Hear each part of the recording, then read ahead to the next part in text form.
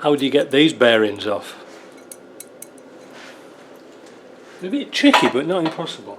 Again, bearing spreader. Now this bearing spreader might be a bit too large for this. I can't remember, it's a while since I've done one. I think what I did was I put one on top of another. Oh yeah, I did. So get that so it goes right under the cage and tighten up these bolts. You can get these small bearing splitters at any sort of hardware shop, tool shop, whatever.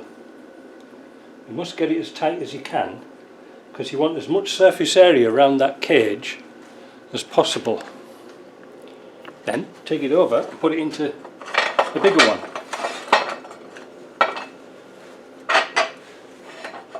Making sure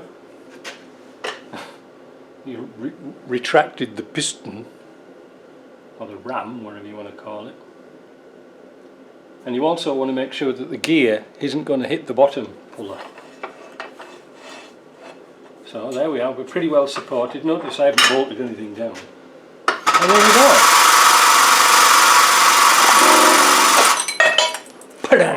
Ta-da! Now we'll do the other side. So on this side I've inverted the tool so because this is flat against the gear, and I've ground this down very thin so it would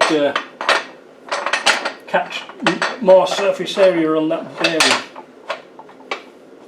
You know what's going to happen, don't you? It's going to pop off, isn't it? Just got to make sure that that's not going to hit there.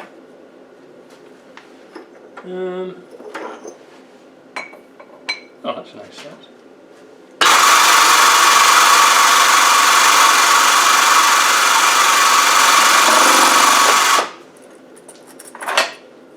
There you go.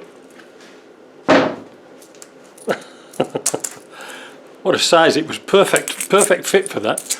Yeah, so that was it. That's all you need to know. I'm sorry, like I say, I'm so close to the camera, but that's how you get your bearings off your shafts. Easy, isn't it?